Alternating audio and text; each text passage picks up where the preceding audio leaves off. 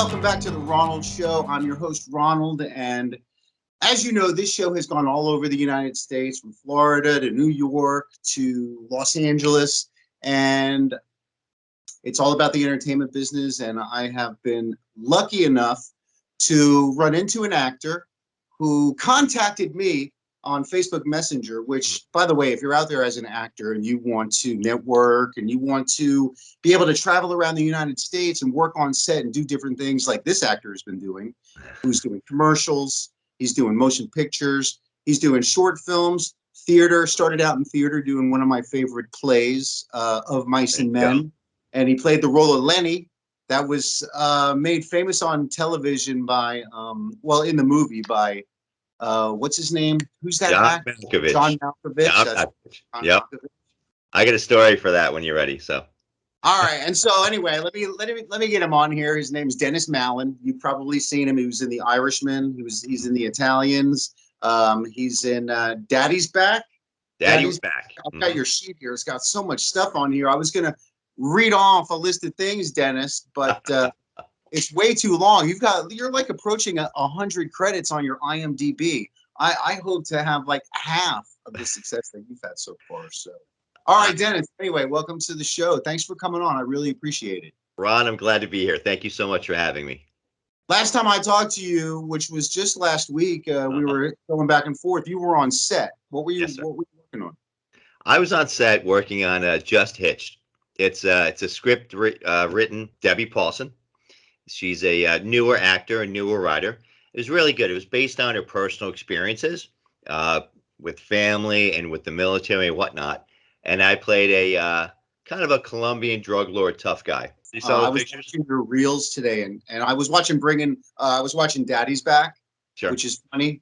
And yeah, it is, because the characters and the kind of the chemistry is not what you would expect, but there's a lot of emotion.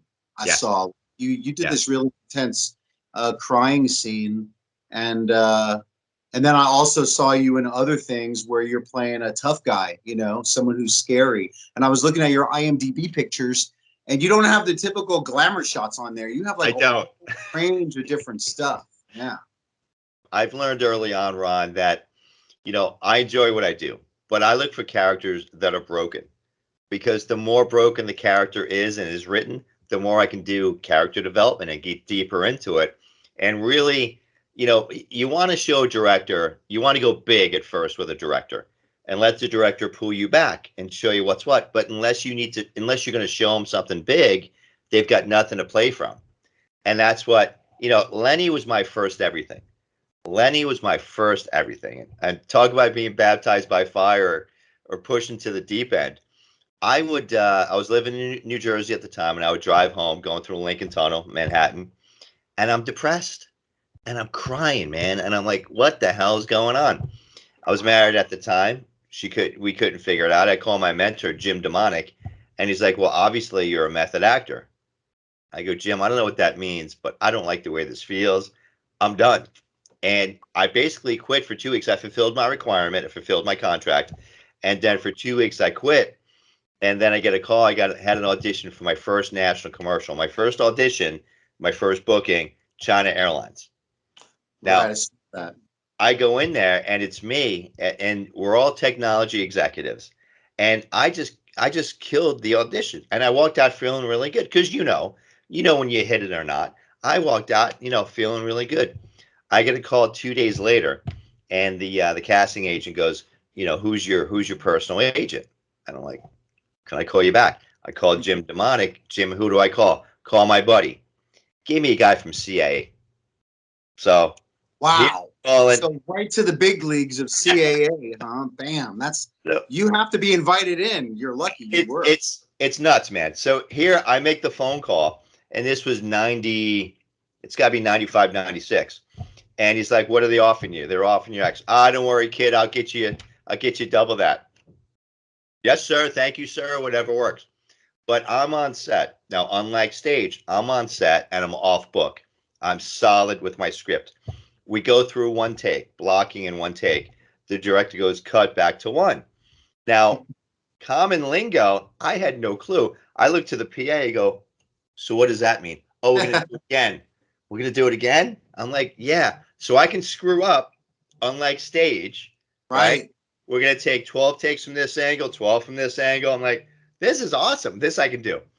And I've been on a tear ever since, Ron. I've just been having so much fun. I've got such a great network. I've got such a great manager. I'm blessed, man. I really, when you love what you do, you don't work a day in your life. And I'm not scared to drive all over and get the job done. You know Yeah. what I mean? I'm I willing to had a do whatever. feeling today when you contacted me you're in Sebring, Florida right now. Yes, I'm in sir. Melbourne, Florida. There And you I go. could tell by the text, we were like, so are we going to do this remotely or you want to just drive somewhere and meet? And, I almost offered that, but I just couldn't get away for And tonight. I had a 3 o'clock down here. If I didn't have my 3 o'clock, because we spoke we spoke earlier today. I would have been, all right, I'm on my way, brother. How do you like your coffee? I'm on my way. See you. Right, right. That's, I like my 'cause coffee super strong with like extra caffeine in it. got And it. Got it. by the way, for future reference. I'll keep that in mind. Extra strong. So you were just shooting. What was the name of the show you were just shooting on the other day when I talked to you? Just hitched. Just His. Just Is hitched. is that a comedy or is that a drama? No, it's a drama. It's a drama. Again, it's Deborah Paulson. She wrote it, produced it, and it's about her getting hitched, just hitched, getting married. She's married to a army colonel that was part of I don't want to screw this up, part of a group that would stop child trafficking. Okay. Wow. Now Wow. I'm part of the Colombian cartel. I'm like the strong man. Okay. Yeah. So 10, 15 years prior to him getting married, we basically killed his guys. Okay. I hitched them up to my pickup truck and dragged them through the streets of Medellin. Okay. Wow. 15 years forward, who do you think's his limo driver? Me. Okay. So we have one scene. He asks where my accent is from. I I have a little accent when I act. I can do that. And I said Medellin, Colombia. And I basically had a line that tied just hitched in with his marriage, in with the killing of the guys, and in with me stalking him now. Right. So it was really written really well, and I had a great character. She's going to make it into a feature. I think it's already written, so we're going to do that next year. So it's going to take off from where the short ended. So now we've got this retired colonel that just got hitched. He's got a Colombian strongman that let him get away 15 years ago, and now I'm on his tail. So let the drama come roll out where it is. I But guess your background in being an athlete probably helps you play physical roles. I saw some of your pictures. You're in good shape. You're a big thank you. guy, 6'1". In fact, you Thank you. you even look bigger on screen, like because a lot of the actors, movie magic is made, and some Sure. of these actors, leading men, are like 5'8" and 5'9", but you're a legit 6'1". And and then what kind of athletes did you play? What kind of athletics did you? I played ice hockey pretty much. I played hockey, ice hockey. I was on the rowing team. Every sport we played in the street. We played street football, street baseball. I wasn't the overly jock type guy. I come from Kearney, New Jersey, and Kearney, New Jersey, soccer town, USA. And I literally went to high school with two Olympians, Wow. Tony Miola, and John Harkes. Which Tony is commentating on the World Cup, and John I think's retired. I have no idea. But even on the rowing team in Kearney, New Jersey, the Passaic River is like the worst polluted river in the world, and that's where we trained. But I went to school with Jeff Klepacki and Jennifer Dory, two Olympian rowers. So, I don't know if it's the dioxin that we would drink and breathe in Kearney, but we had a lot of great athletes. And you know what, man? I had so much fun. I was always kind of a middle of the road guy, kind of happy-go-lucky, straight C student, kind of an underachiever, if you would, and just kind of just having fun with life, just kind of just kind of going through life. I'm sure a lot of teachers passed me through because I wasn't a ball buster, I wasn't disruptive. I was doing the best I can to get my C's, and I was kind of liked. I wasn't overly popular. I wasn't under popular. I was just kind of middle of the road. Happy go lucky dude. Well, Hollywood is a relationship type of environment. And Totally. also, I know a lot of people who might be watching who've never worked in the business. Hmm. They think that actors are kind of coddled and it's easy street being on a film set, but it's not. These are like, you got to report to set at 5:30 in the morning a lot of days. You got to Sure. go to wardrobe table. You got to go to wardrobe. You got to go to hair and makeup. Yep. You're dealing with your lines and your character. You're getting your makeup done, and it takes a while. You're getting on set. You're in your trailer. You're rehearsing. Then you're there, and then you're standing, and you've got all this pressure and the lights, and you've got to do the thing. I mean, I've done it. You've done it. Yeah, yeah, yeah. And then You you're know. turn around, then they got to do another angle. And by the end of the day, it's 8 or 6, 8, 10 o'clock at night Oh because you yeah. might only have that location. Now you're on a 12, 10, 12, 14, 16-hour day. Yes, Then sir. you got to come back and do it again. And it takes stamina to be able to have the discipline to know your stuff. So And, athletic and personality driven, I and think. you know what? And that's why, I go to the gym literally 7, 8 times a week because I've got to maintain my instrument, my body. I've got to keep up, my cardio. I've got to keep tight. And you're 100% right that the camera puts 10 pounds on you, as you know. So, Yeah, I know. Soon I'm gonna be taping. I'm gonna be doing taping my face back. so that wasn't my point. But you know what I mean? So, Well, that's why the camera's up here right now. All right. So, and it's so competitive. And I do my own stunts. I've done my own stunts, and I rarely say no to a role. I think literally I may have said no twice in my entire life. Once was recently. I was asked to be a Catholic bishop reading Latin and doing an exorcism. hmm. And I'm like, okay, You reading don't want to Latin. accidentally possess yourself or something like that, right? I'm like, I'm going to read Latin that I don't understand. I'm going to put a hex on myself. Yeah. Yeah. Yeah. And wait. Demon, it was just a scene in a movie. Get out, whatever. And I'm That like, would be horrible. and what's the rate? Oh, yeah. I got to talk to my manager. I know, $75 plus gas and plus copy and credit, maybe, or something like that. And they're going to feed you. Yeah, they're going to And feed they're you, going to feed you. which is the arch enemy of every actor. I swear, I would rather starve on set than be eating. Because, It's look, garbage food. I've Yeah. been around, I've been on all of the major studio sets, and they got good food, and sometimes they have bad food, but you're just bombarded with stuff that's just going to make you puffy, you Yeah. know? Agreed.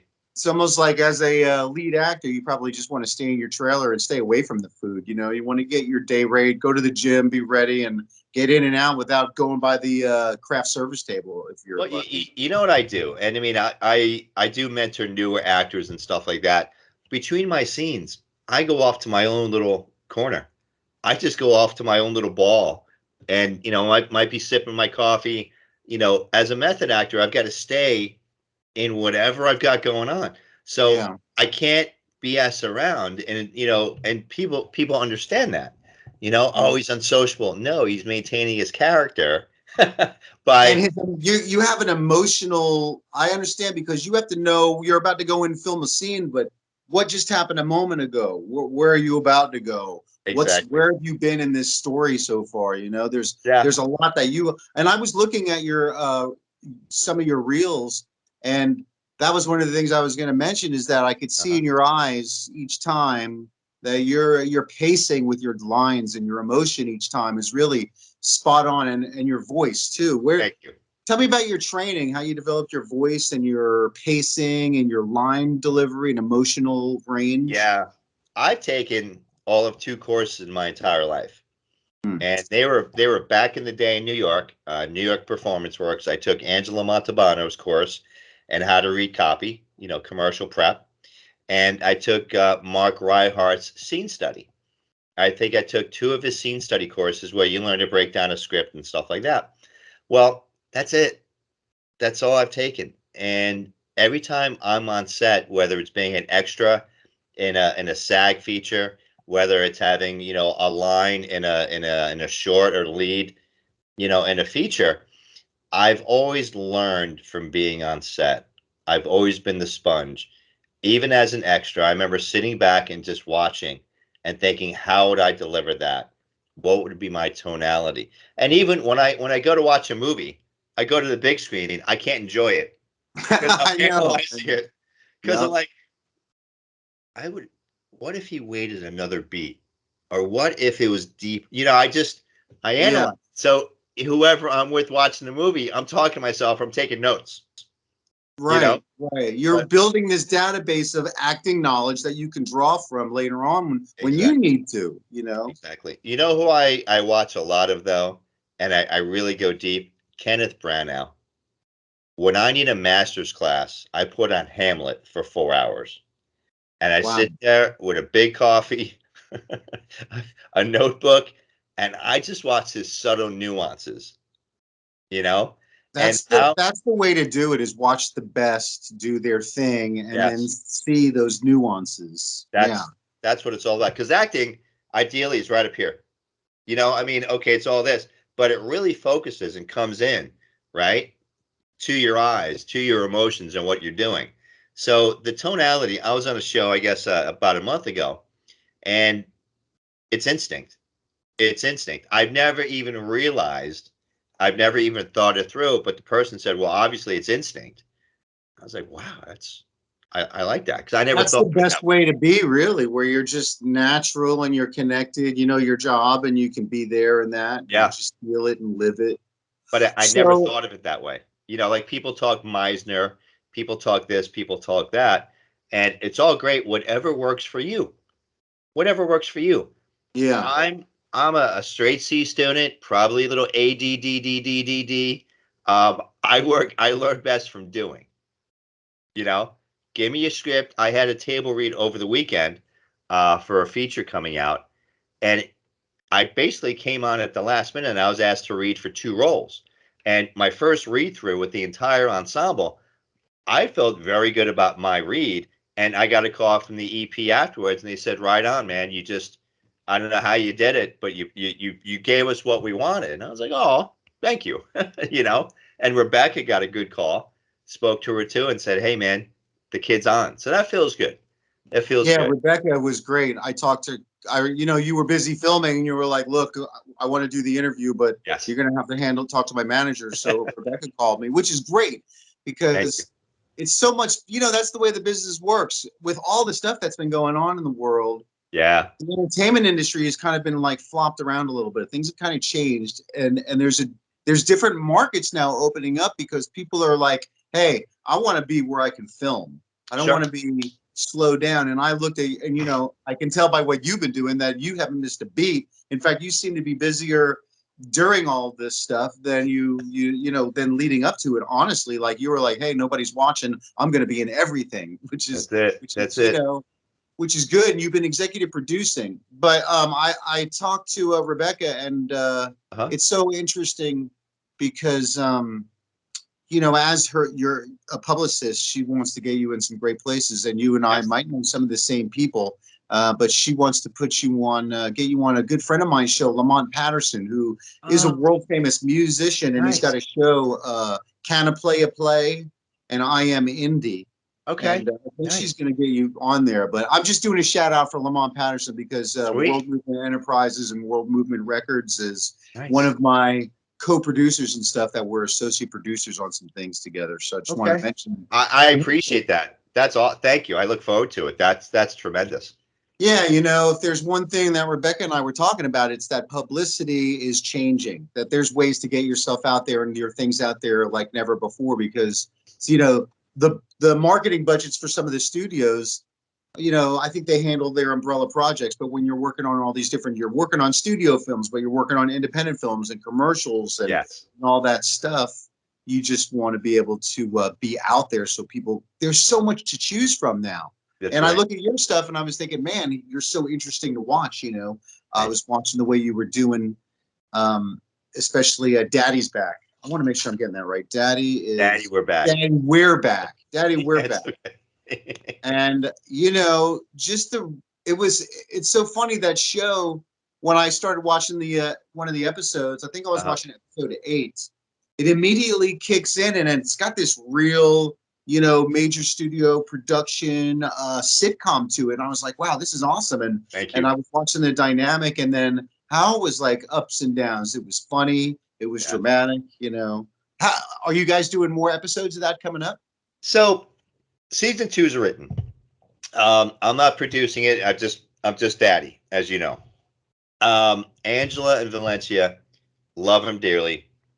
Irish twins. Okay, obviously mixed race family. Obviously, they have season 2 written. What they're looking for now, because it was self-produced, they really did it on their own and picked up by 2 networks. I'm not sure which ones right now. The names escape me, but season 2 is already written. I'm committed to Encourage doing. TV. I think I saw it on Encourage Television. Oh, yes, yes, yes. A Glued TV and Encourage TV. Thank you. I appreciate that. I did my homework. Yeah, before the Obviously, and I interview. can't remember Jack, so that's That's um. okay. That's what I'm here for. I'm prompting you, kiddo. You'll make Thank you, it. brother. Thank you, brother. We're all set to go. I'm committed to season 2. We're just looking for more hits, and they're looking for more money. I'm not involved in that process per se, but I'm committed to whatever they need, and however we get it done. And it's interesting. You've seen episode 8? Mm-hmm. Okay, so when I get I that watched a script, lot of it. I was really kind of, there were okay, scenes where I stopped and I watched it again and I watched it again because I was sure, really focused on you and what you were doing on the camera. And I was like, uh-huh. you know, intrigued because I Thank just you. wanted to see what you do more of. I wanted to watch it. I wanted to like be able to know what I was saying. And so I didn't have time to watch the whole episode today, but I watched about 15 of the 28 minutes of it. Of Sure, episode. I think it sure. was 28 minutes or 24 minutes. There's a big cliffhanger at the end of episode 8. Okay. All A right. big Cliffhanger. All cliffhanger. right. Spoiler alert, And fans. that's why I'm asking you, because so when I first you're getting familiar with my body of work. When I first got the script and I did the audition, you audition. We do a lot of auditions, and you really don't know what's going to hit and stuff like that. So the Right. girls called me, and I came in for the table read. We did the table read, and then I've got episode 2, 3, 4, and I'm reading the scripts. It's really the antithesis of what I've done. You know, because I play the broken guy, the bad guy, the crazy blah blah, and I love broken characters because there's a lot of meat, there's a lot of range I can dig into, and I love digging into it. So I'm reading the scripts, I'm reading the pilot, and I'm like, it's not really me, it's not really me. And I'm kind of talking myself out of it. And then I don't sleep, by the way. If I get 5, 6 hours, that's a lot.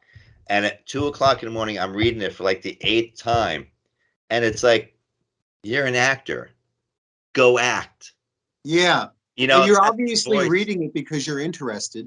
And that's the voice I heard because I'm reading it and I'm doing my character development. And it's like, dumbass, you're an actor. Go act. They see something in you. How come you can't see it? He doesn't have to be broken. As the season develops, the onion is peeled back and I'm able to get into my raw character. I'm able to get into my nature. Watch the Now, end of were they episode about 8. you letting you kind of add things to the role that you wanted to add, like bring ideas to the table that they could use? They were very open. They're very collaborative. They were very open, and it was a lot. It was a lot of fun because I didn't know that. Now they come from the entertainment industry. Okay, they're pop stars in their own right, singers, producers, stuff like that. From a cinematography perspective, this was their first foray into this medium. So I'm reading the scripts, and Ron, you couldn't have told me or convinced me it's their first anything. You couldn't have convinced me. The way they interacted with me from an acting perspective, the way they conducted themselves, the way it was written, oh my gosh. I thought Norman Lear was the Oh, wizard good. behind the curtain. You know, Yeah. I thought, spelling was going to come out. It was done that well. And to find out recently that, well, that was their first everything, I was like, oh my gosh. Because as an actor, I'm going to give you enough energy where you're either going to rise to what I'm giving you or I'm going to diminish you, unfortunately. They rose to what I gave them. They rose to what I gave them. So I was like, yeah. So they allowed me to make a lot of my own decisions. if there's something that they didn't like or something that I thought was a little off, we collaborated on right there on set, which is what it's all about. You know, we all bring a unique perspective, a different mindset. I know what you're trying to hit. I know what bells and whistles you're trying to hit.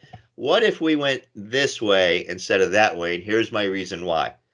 And they're very open to collaboration, and I enjoyed it. I enjoyed it, man. I really did. Yeah, I've seen from your body of work also that you're not just there as an actor. You've got directing credits. You've got a lot of executive producing credits. What what kind of projects, if are you interested that you're executive producing right now? The ones that I saw, kind of explain them to me, like what's moving you to executive produce the kind of projects that you're getting into. Sure. When we get pitched all the time, and Rebecca and I are getting pitched more and more every day. So it's pretty interesting how the evolution of a partnership. But I'm producing right now the Acid Pact. It's an LGBTQ movie. It is a great script that I read about 2.5 years ago, pre-COVID, so 2.5 years ago. I'm producing it. I've got the lead in it, and what I love about it, it's not, and I want to think it through. What I love about it, you've got such a character arc, you've got such depth in each character. There's a major incident, there's major drama, there's redemption, there's family issues where nothing like that has really been done, or at least I haven't seen something from that perspective been done in a while or at all. I So saw a picture of you on IMDb in a lingerie drag. Is that from that show, or is it's that from not a from different? that show. It's from Rocky Horror Picture Show. Oh, okay. Oh Dr. man, you must have had Frankenfurter. a blast.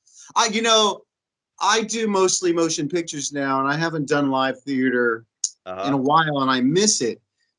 Have you had a chance since Of Mice and Men? When it catapulted you into this entertainment world, have you had a chance to get back to theater, or has it been motion pictures of some kind or another the whole way? It's been motion pictures of some kind.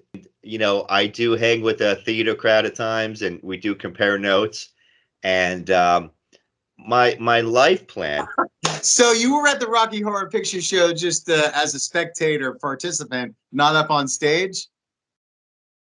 Not up on stage, man. Just in the audience. Hey, but the crowd is part of the show, actually. And that So, was my first time even going. That was my oh, first really? time going. So go big or go home. And I Yeah, literally you saw Rocky. totally went all the way with it. That was funny. I was like, huh, what show is that? Because I was looking at some of your pictures, and you got one where you kind of look like the guy from Taxi. What's his name, Jim Pow, and you were like, wow, and I was like, Yep, oh man, yep, yep, yep. there's a broken character right there because I had read Totally, that totally. broken It's just character. it's just fun, man. And literally I watched Rocky Horror like 2 days before I went to the local show.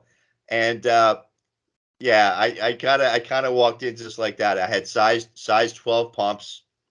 My bustier was size 2, Victoria's Secrets. I'm a size 2, Victoria's Secrets. The pearls are real, and it was just fun. Oh, nice. So you And did. that was my hair. That was all me. When I did Killer Miller, I did a western. I had long hair, so it was just perfectly done. So it's Yeah, awesome. let's talk about Killer Miller. Yes, sir. You won is that the one that you won Best Actor at the European International Film Awards? We won 40 different film festivals. I We saw started that. off in Europe, and I garnered 3 Best Actors from Killer Miller, and Wow. it's just again such a great experience. I've never done a western. Westerns, obviously, from Yellowstone and everything else, are on a major comeback, which I'm excited about. I was on a beautiful horse for a bunch of days, and it was fun. It Mhm. was fun. Yeah, It you took said me you did all six your own months. stunts. Had you ever been on a horse before? In Yeah. New Jersey, I used to go to upstate New York a lot when I was a kid because I was Okay. born in New York. Oh, nice, And yeah, out nice. in Long Island in Oyster Bay, and Oh, oh, National sure. Park. Yeah, I love it out there. and I go up there and Really there's don't. horses upstate. You know, did you ride horses ever? I may have been on a horse as a young child, but here's the thing: when a producer calls you up and says, "Hey, Dennis, we want you for this role. Can you jump out of a plane?" Yes, sir. Yes, ma'am. Yes, I can. Great. We need you on set tomorrow. I'm booked tomorrow. So when do you want to shoot? We're going to start principal filming 6 months from now. Good. Great. So I get a call from R.J. Hendricks, producer, writer. You can ride a horse, right? Yes, sir. Yes, I can. Great, great. We're going to start principal filming probably about 5, 6 months.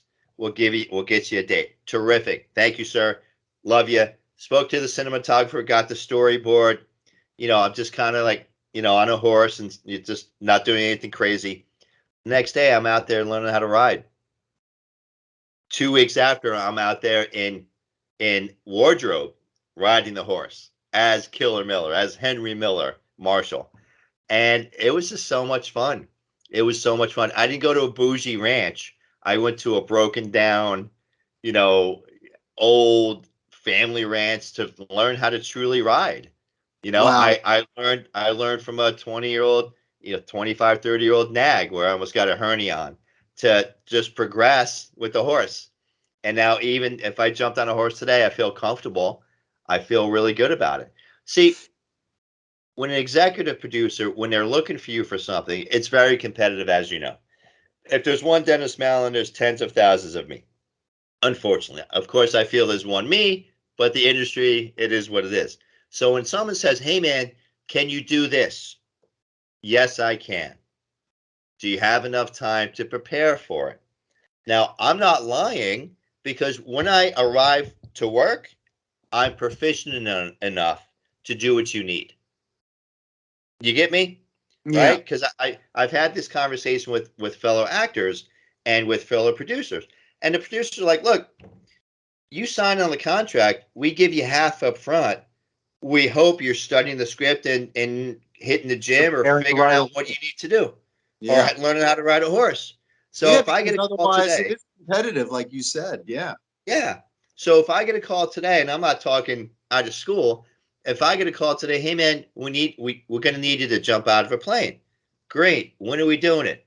We're gonna do it in June or July of this year. All right. March, April, May, June. All right. I can figure it out. That's just that's my mentality. I'm not looking for anyone to agree with me or disagree with me, but that's me. So did you jump out of that plane yet? No. When's that going to happen? Couple more months? Uh, that is probably next year. That Have is you probably gone next. and taken any skydiving classes or, Not yet. Not no? yet. Watch some Not yet. YouTube videos maybe on how to jump out of a plane and not die. I've The most I've got to. important thing is that the chute opens. I think basically you're going to be very reliant on the guy who packs your chute. I would bring him an extra $100 and maybe like a Snickers bar. So, something like that, whatever. Hey, I'm gonna bring him coffee in the morning. I'm gonna carry him Coffee. on my shoulders. I'm gonna kiss him goodnight. Put him to bed. I mean, whatever it takes. But that's I never say no, and I love what I do. And there's always a challenge. And that's what keeps it entertaining. That's what keeps me growing. Either it's a script that's challenging, it's a stunt or something that's challenging, and I keep growing with it, Ron. I have fun, bro. With Killer Miller, because I know you were born in Newark, New Jersey, right? Yes, And yes. like right now you have like your basic New Jersey accent. So with Killer Miller, how did you go about you know changing your voice and your accent and things like that? What did you do? Did you just work it into scene study, the script? Did you listen to different dialects? What'd you do? I worked it into the scene because all they wanted was for me to talk deep, resonate my timbre, and Mm, deliver it matter of factly. Because okay. I'm Henry Killer Miller. There's nothing I haven't done. I'm not scared of any man, and they just like the timbre in my voice. Yeah, So I'm saying you have a really good voice. thank you. So a lot of it, it's like that. There's one scene. And I'm like, I should be scared of you. Yeah, you should be scared of me. Do you know who I am? I'm taking you down. And it's just it's business to me. Right. And RJ wanted combination of Timothy Oliphant, Clint Eastwood, where there's no expression whatsoever. You're cold hearted. It's just business. So it was a Yeah, lot if you know what easier. somebody's thinking, it's kind of scary, you Yeah, know. when you look in someone, you stand across from someone, and you look in their eyes, and you see you have a dead stare, and you flinch or you blink. I got you, and that's the way the scene went. Wink. The other actor's nickname is Wink, Chris, and I look at him, and I'm like, all right, game on. Get my gun ready. Let's go. And then he flinches. I got him. Right. I got him. First one to It's a flinch. tell. I bet Huh? it takes a lot of discipline, in those moments as Killer Miller where you're having to be so stoic, because a lot of times I've seen your stuff and it's very mobile and moving and emotional and then to just reel it in like that. I imagine that might have taken a little more self-control than other types of roles. Yeah. Yeah. It was definitely, I couldn't go big. They didn't want big. They wanted subtle. They wanted deep. They wanted slow, matter of fact. And so, as I just did, I took all this and I kind of pulled it back. I pulled it down. And they obviously, I guess it's pretty good. Yeah. I've noticed that a lot of leading actors in Hollywood, it's almost like a requirement that they have a certain depth and pitch and timbre and resonance to their voice. And I notice you have that same quality. I've worked Thank you. as an actor. I've always continued to work on deepening my voice. For a long time, I used Johnny Cash songs, and I would try to match his resonance and sing that. And I would do a couple of hours of just warming up vocally before I'd get on stage. Sure. What did you like? And I've always researched different ways of doing that. And I think that's something that's probably of interest to actors out there who might want to learn from you Uh-huh. on how to keep improving their instruments. So what do Sure. you do specifically to get your voice where you want it? What have you done over the years to cultivate it, to get it deeper and things like that? I can't pinpoint any one thing per se. It just it is what it is. When I follow the actors I follow, I'm a big Mr. Pacino fan. I just respect that man hands down. Kenneth Branagh, um, people of that ilk. I follow them. I see what they do. I try to imitate. What is acting? Imitation. It's imitation, right? It's the best form Yeah, of flattery. yeah, So I learned by watching. I'm a very keen observer. I yeah, I don't have a specific exercise that I do, uh, but I do voiceovers, and yeah. I Saw whenever that I all. do any takes, I try to give 3, 4 different takes, 3, 4 very different. And I learned by doing. I wish I had a specific exercise to tell you. Hey, I sing in the shower. I don't sing in the shower. I scare my cats. You know, I was I saw singing on you singing Broadway. in your reel, and Rivoli. I'm hoping that was where you're not trying to be a good singer, because I think that was what, a comedy. Yeah, and that's the story. A lot of people say I look like Dean Martin, and of course they gave me a Dean Martin song to sing.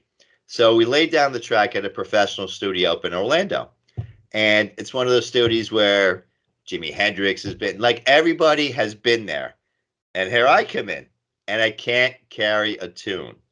Now my mother used to sing. My mother sang at Carnegie Hall. Oh, I can't geez. I can't carry a tune, nor can my brother, nor can my sister.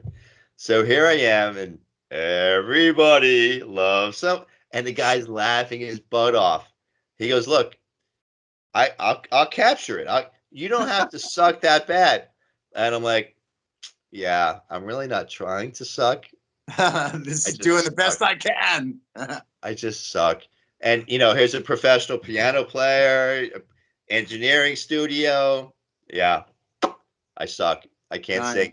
But that is a funny movie because so Chase Shalee, it was my idea. We collaborated. She wrote the script, and it's funny.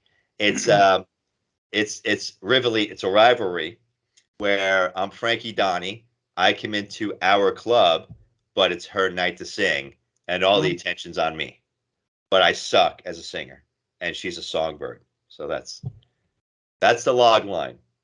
Well, that's cute, you know, It and was fun. funny. People like that kind of funny. I noticed that the things that you're doing are very appropriate to this day and age, like the Daddy, We're Back, right? Yes. Mixed relationships, and now you're doing the LGBTQ thing, which is really hot right now across the board Sure. and Sure. everything. So you're pretty smart. It seems like very keen executive producer. So what are the main what? So you mentioned that one. Is that the main one that you're focusing on right now? Is that in development? You're writing it. When do you go into It's written. production? It's written. We pretty much have it fully cast. We're just working on putting together the funding. We're working on the locations. We like to get this done either by the end, again, juggling schedules, by the end of the summer, early winter. Now, Mm. Florida winter is 60 degrees, so that's you know. Whereas New I York, know New I'm there right Jersey, now. It's beautiful. I'm in. yeah, It's where you 70. I'm kind of warm actually. Yeah, well, New York, New Jersey, it's 10, it's 20, it's 30. Down here we can say winter and actually enjoy it. So Yeah. that's kind of what we're doing right now. We're putting meat on that bone, but we're excited about that. I've got a feature coming out called Great People. It's a Yeah, I 2 hour saw that. comedy. I've got the lead, and the way that came across, I went to an audition up at Heather Hines in Orlando. Oh yeah, I know Heather Great. Hines 247. Used to be on her website, going there I all the love time. Heather. She's such a sweetheart, such a great casting director. I'm in the lobby reading the sides, and I see two buddies of mine. I see Austin Janowski, and I see Essex O'Brien, two guys that I've known, that I've worked with, et cetera, et cetera. And we're catching up. We're playing, old home week, where bullshit and about whatever. They both look at me and they go, Madoff, and I'm like, what? I go, Bernie Madoff's in jail, or he's dead by I don't know what. Madoff, Madoff, we got a role for you, Madoff. I'm like, all right, whatever. Literally the next day, I'm sitting at a coffee shop in Winter Haven with a friend of mine. I get a phone call. It's Romello Blade, writer, director, producer, great people. Hey, Dennis Mallen, you come highly recommended. I love your work. I want to cast you in this lead role, et cetera, et cetera, et cetera. We're going to offer you X. And I'm like, well, my day rate is Y. We're going to offer you X. Okay, can I read the script? Yeah, well, let me read the script and I'll get back to you next week. No, I need you on set tomorrow. And now I'm like, well, I don't know what I'm walking into. I have no idea what's going on. This is crazy. Well, come up now. Keep in mind the ensemble has already been together for about 3 weeks. So there's relationships, there's blending, everybody's off book. I haven't read the script, and here I'm going to come and do a scene. Trust me, I don't know you to trust you. Come on up, it'll be fine. All right. So I get up there and I see people that I know. That's one thing. I've got the script with me, a 140-page script. Wow, that's a lot. I'm in about 60 pages of that 140 pages. Okay. So the first scene that we did, it was totally improv, which fortunately it was with actors that I know. So we were able to do it seamless. It was such a great shoot. Ron, I saw it 3 times already. It is hysterical. It should be coming out any day now, man. What's it about? So the log line is the island of Gray. The Grayanese migrate to the United States. And there's a certain amount of resentment to these people immigrating to the States. And again, it's a very contemporary script. It's hysterical. I told him, I go, dude, you're like the next Mel Brooks. You really are. He's like, you think Really? so? I go, you're touching stuff that's kind of taboo. You're hysterical. I go, I don't do comedy. You pulled it out of me, and I'm watching it. Kind of, I'm looking at the fourth wall. I'm watching it. I'm laughing my butt off. I go, Romello, I really think we have something here. And I think he put it in the Tribeca Film Festival last year. I'm not too sure. Oh, I'm not nice. sure, but it should be out any day now. I don't know where. I don't know. I'll let you know, but I can't wait to see it. Well, I if it's really can't. taboo, Mel Brooks taboo, then I definitely want to see it because I immediately go to Blazing Saddles in my head. History of the World, Blazing Yeah, Saddles, Young Frankenstein. I yeah. mean, yeah, but Blazing Saddles. Oh my gosh, that's verboten. We don't talk about that. Right. So if I now I'm really interested. I need to see Gray People. The That's so movie title, the movie title that shall not be mentioned. Blazing what Saddles. BL or Gray is Gray People going to be the new Blazing Saddles? No, I would tell you emphatically, no. Okay. No, All right. Cool. because he doesn't want to cancel himself nor myself and the other Right. actors. Yeah, But I know it's so weird in this cancel culture, but I can tell that you have a lot of it seems like you were raised what in Newark, New Jersey, Italian family. Are Carney, you Italian or Irish? Kearney, New Jersey. We moved out of Newark, Okay. lived in Kearney, Hudson County, where Peter Dinklage comes from, and George R. Martin. A little trivia, Oh, a little pride. Hoboken and West New York. I'm in Kearney, New Jersey. I'm Irish, Italian, Brazilian. oh, wow. Yeah, the Interesting. oldest of three. My mother's father came from Calabria, Italy. His wife, my grandmother Elizabeth, came from São Paulo, Brazil. Wow. And whatever Wow. happened happened. Nice. On my father's side, it's Irish Italian, and you ask Pop Pop back in the day. My younger brother has done all the research, and he's got that website with every leaf and every. He knows where everybody is. Yeah. But all I know is that we came over. I was told from Ireland on some boat on a rowboat. I'm like whatever. Oh, rowboat. So Yeah. I don't know that side per se. But Right. whenever I went over my grandfather's house, Christmas, Easter, name the holiday, we're watching The Godfather. Oh, yeah. We're Right. watching Of The course. Godfather. Yeah. And as a child, you're looking at this, and you don't know if it's acting or if it's real life. What is going on? Sonny, Sonny just got gunned down on the LIE. Well, what happened? Well, I forget the brother-in-law's name, right? Yeah. Beat Talia Shire's husband. Talia Shire, beating up Talia Shire. Ah, what Tyler called Sonny. Sonny's a hothead. Sonny takes off. Boom, boom, boom. They all know this. So you learn early on from a child's perspective not to be predictable. Because if you're too predictable, right? Sonny was a hothead and Sonny was predictable. So what happened? If they set up the ruse, Sonny's going to come out. Fast forward, I read something or I heard a podcast about The Godfather. And somebody said, not me, of course, somebody said that Michael Corleone died like the dog he is. And I'm thinking, you don't get it. You don't get the culture. I'm not here to tell you how I'm all for violence and family violence and familia, but he was all about what? Taking care of his family. Taking care of his family.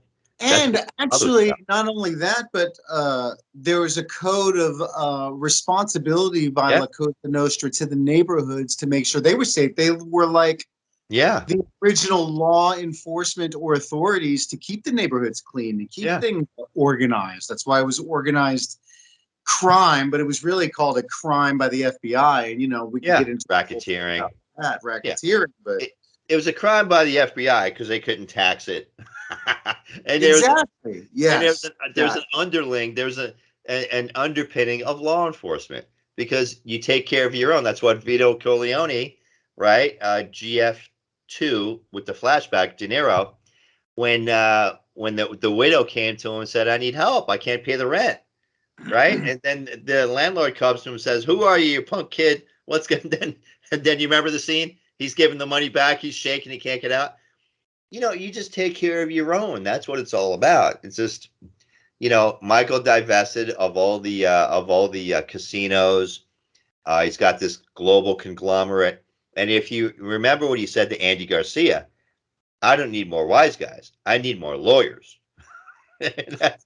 It's become a very litigious world. I mean, really, that Yeah, was kind of a metamorphosis throughout the Godfather series. The whole yeah, United States changed through the making of those movies, and went from organized crime to police authority to the lawyers really controlling it from the top down in a way. It's what kind of deal bargains, and then the families start working with the FBI so that they can get immunity, and the whole thing just went crazy and kind of, I think, lost its original intentions from back in the 20s and 30s when everyone was immigrating and coming over here to Ellis Island and trying to get those roots going.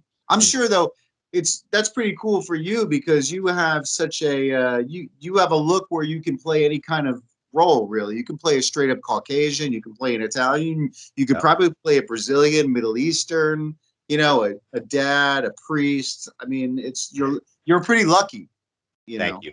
in Thank what you. you're able to do. And now it was tough back in the day. I was my mentality at 25 years old. I can only come across the young dad, the young businessman, and I'm like, how come I can't get that Calvin Klein model? What is going on? And I kind of realized you quickly realize, okay, deal with it, because if you look at the pyramid, right, there's 10 million of us at 25 years old. Let's say 10 million, whatever, good round number. In 10 years from now, of that 10 million, how many are going to stay? Oh, I don't know. Let's say 5 million from 35 to 45. Okay. When people hit 40 and they're not hitting their stride, what's going to happen with that number? It's going to go to about 50,000, right? right, And look at the commercials now. Man, I can't wait till I hit my 70s. You'll be the only guy wait. working. I can't wait. Oh my gosh, every commercial. I met Barry Corbin. You know Barry Corbin? I met him and his wife in Hyco, Texas in November. I was down there for the Billy the Kid Film Festival. Barry, love him. He was the Air Force general in War Games way back in the 80s, Matthew Broderick, etc. I love that movie. It's a iconic movie. Iconic movie. So there he is. So I walked by him 3 times, not even knowing, and someone introduced me. I was like, oh my gosh, what a sweetheart of a guy. Now he's in Yellowstone, and he's working more now than what he's done his entire career. Yeah. And I said, what's the secret? He goes, you got to be out there. You got to be versatile. You've got to take on anything that they throw your way. And I'm thinking in the back of my mind, check. I'm taking everything that's thrown my way. I'm pretty versatile. Samuel Jackson, he started doing that too, and then what happens? You wind up tagging yourself to even too bankable talent. And then you become bankable. And the more bankable you become, the more people want you in your production because ultimately it's about distribution from a entertainment business standpoint, from show business. So as you become more bankable, your day rates goes up. You're in more things because distribution. It's like, look, we need Mallen on this because he's got this group locked up, and we got foreign distribution in Brazil and Ireland and Italy, and so boom, boom, boom, and all of a sudden, hey, we have to have you. Well, okay, we'll pay that fine. It'll be worth it because they know they're going to make it in distribution anyway. Exactly. And I've learned from doing film budgets, and I'm sure that you have learned too from being an executive producer, that the talent is really paid the least amount and is kind of the smallest part of the whole budget when it comes to an entire motion picture budget, 30 pages of all the different line items and categories. Agreed. I go blind doing film budgets. It's hassle, but I like it. There's a template. Thank God. You plug in a number and it just goes. Because I don't know how I got out of algebra 2, but I got through it, man. I don't know. But talk about distribution. Unlawful Duties, Amazon Prime. We have 1 million views. 1 million views. I don't even know how many zeros that is. That feels good. So there's a million people out there. Yeah. Right?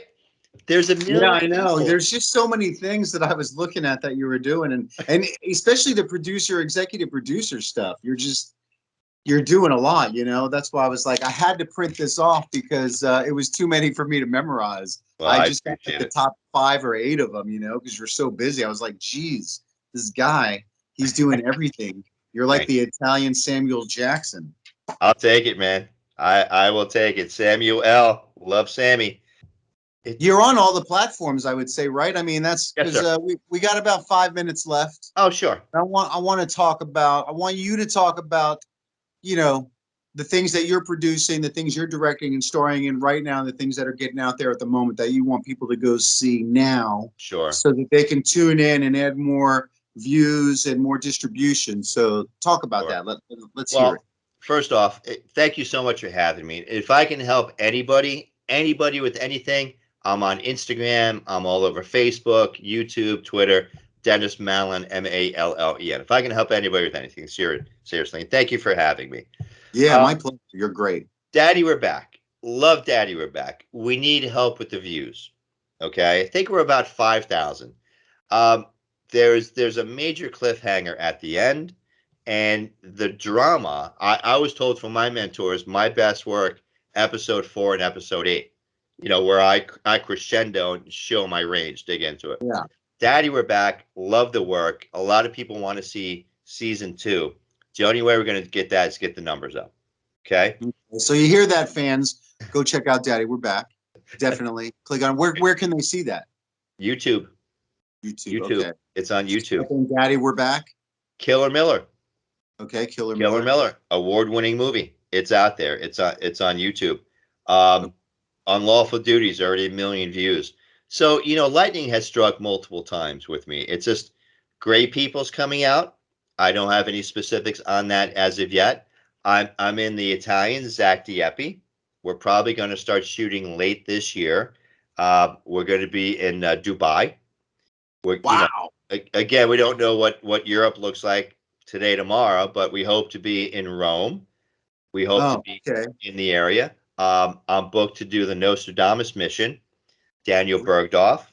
Got a lead role in that. That's exciting. We don't have a date on that as of yet. But you know what? Between the stuff that Rebecca's working on and we're collaborating on and the producing, the Acid Pact, I'm really excited to dig into that. I'm just really excited, Ron, to just, you know, it's such a faithful community and they come out and they support each other and they're just so great to work with. They really are. So, you know, and I'm not saying like, you know, from a humanistic perspective, they're just great. It's a great, you know, genre to work in, and such a great script. So I'm excited. And I got to tell you, man, I can't thank you enough for what you do. And, you know, it's just a pleasure to finally get to meet you and to be on like this, you know? All right. Maybe one day in person too. You never know. Because I'm going to be going to LA and probably around March or so. Sweet. And you're going to be on Lamont Patterson's show on World Movement Enterprises. And that's going to be, you know, that's going to even bring a whole bunch more stuff because Lamont and I are working on a slate of motion pictures of all types that are getting financing. So it's just, you know, one thing leads to another in the entertainment business. Like I said earlier, it's all about relationships. Yes, so you're on Instagram. That's your main one, Instagram? Instagram, Facebook, Twitter, YouTube. Okay. So a lot of my work. work Name into Google and everything will come up basically. Yeah. On Instagram, it's Dennis Mallen, ITSDENNISMALLEN. Outside of that, just Dennis Mallen, plain Dennis Mallen. But awesome. You know. Well, you're great, man. I really appreciate you contacting me to be on the show, and thanks to Rebecca, your manager too. She was great. She's very professional and proactive. So you keep breaking a leg out there. Thank you, remember, folks, you got to go. Daddy, we're back. Killer Miller. Acid Test is coming. You're working on that. And you've got great people. Great people's coming out soon. Yep. And check out Dennis Mallen on Instagram, Facebook, Twitter, and everywhere that you just plug it in, he'll show up. All right, man. Well, thanks, Dennis. Thank you, sir. Appreciate your time. Appreciate your time. And, thanks for having me on. All right, you're welcome. Take care. You too. Bye-bye. What if a government intelligence analyst from the Pentagon is forced to save mankind from extinction and the world from destruction, but first he must evolve into the Messiah and create the plan to save the world? The 21st century Messiah arrives, battles dark forces, and sparks the Armageddon that leads to the apocalypse, rapture, the 2012 pole shift, and extraterrestrial contact. Buy the book today by Ronald Farnham at Amazon and Barnes & Noble. The Second Coming of the Messiah. Book 1, The Awakening.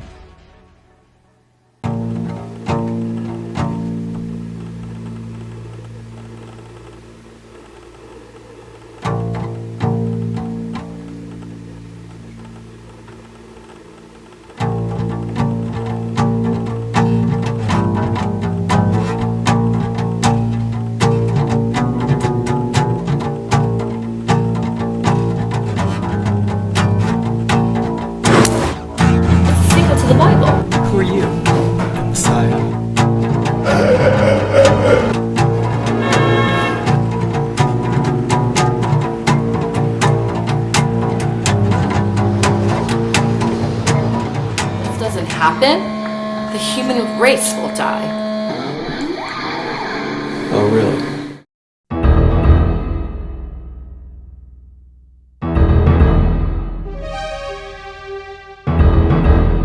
The first commandment is to maintain a global population under 500 million.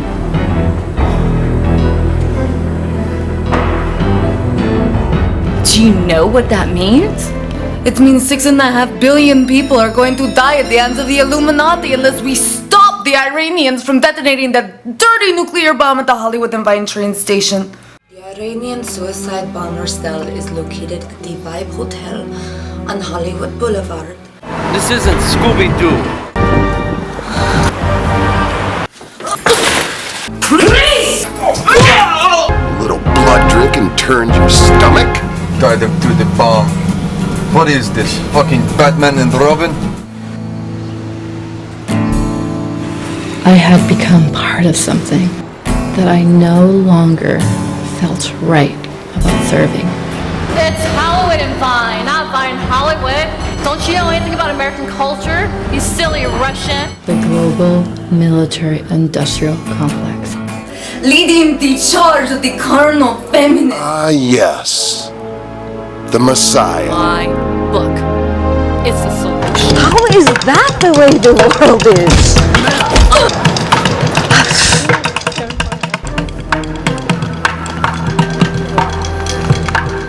Traitor.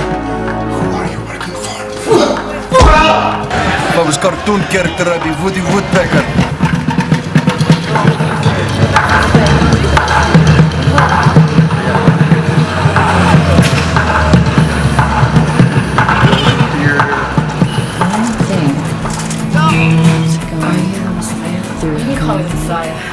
This land is your land. This land is my land. From the Gulf Stream waters to the New York Island, this land was made for you and me.